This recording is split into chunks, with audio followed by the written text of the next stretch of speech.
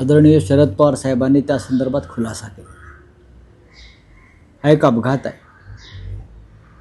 हा चौकशी आता कसली व्हायला पाहिजे तर काही तांत्रिक चुका झाल्या आहेत का, विमानामध्ये काही अचानक बिघाड झाला का,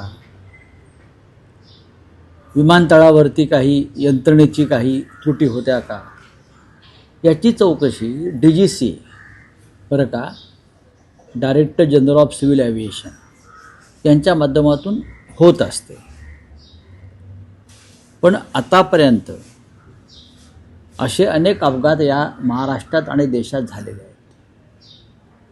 आणि त्यांच्या चौकशीच्या आदेश DGCने दिली. त्या सगळ्या चौकशांचं काय झालं हा काल अजित पवारांच्या अपघातानंतर निर्माण झालेला प्रश्न आहे.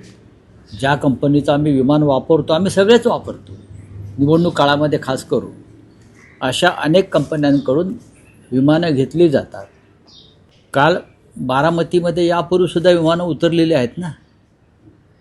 बारामतीच्या त्या छोट्या विमानतळावर अजित पवार हे अनेकदा उतरलेले आहेत किंवा अनेकदा त्यांनी तिथून लँडिंग केलेलं आहे आणि याच प्रकारच्या विमानातून ते प्रवास करत असतील. पण नेमकं काल असं त्या विमानामधला जो बिघाड झाला असं दिसतं आहे किंवा व्हिजिबिलिटी नाही, विमानानं दोनदा उतरण्याचा प्रयत्न केला, ते उतरू शकलं नाही आणि विमान भरकटलेलं दिसतं आहे. आता CCTV फुटेज दिसतं आहे. ह्याचा तपास जो टेक्निकल आणि इतर ज्या फॅक्ट्स आहेत त्याचा तपास DGCA करेल. बाकी माननीय शरद पवार साहेबांनी काल रात्री संपूर्ण खुलासा आणि निवेदन जे दिलेलं आहे ते बरोबर आहे. अजितदादांचा अपघात हा महाराष्ट्रावर झालेला आघात आहे.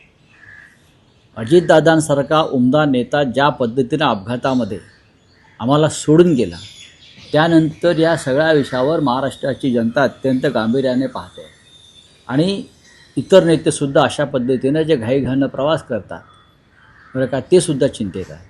राज्याचे मुख्यमंत्री प्रवास करतात, राज्याचे उपमुख्यमंत्री जे आहेत आपले दुसरे शिंदे, ते सातत्याने विमानामध्ये असतात. अशा प्रकारचे त्यांचे सतत दौरे सुरू असतात. साताराला जातात, दिल्लीत जातात, विमानाशिवाय फिरत नाहीत आमचे राजकारणी. त्याच्यामुळे आता हा जो विषय आहे हा अत्यंत गांभीर्याने घेणं गरजेचं आहे. ज्या तांत्रिक कारणामुळे विमानाला अपघात झाला, काय त्रुटी होत्या, भविष्यामध्ये अनेक महत्त्वाची लोक अशा विमानातून प्रवास करतात, त्यांच्यासाठी हा धडा आहे बरं का, इशारा आहे, धोक्याची घंटा आहे. आम्ही सगळेच प्रवास करतो अशा प्रकारच्या विमानातून.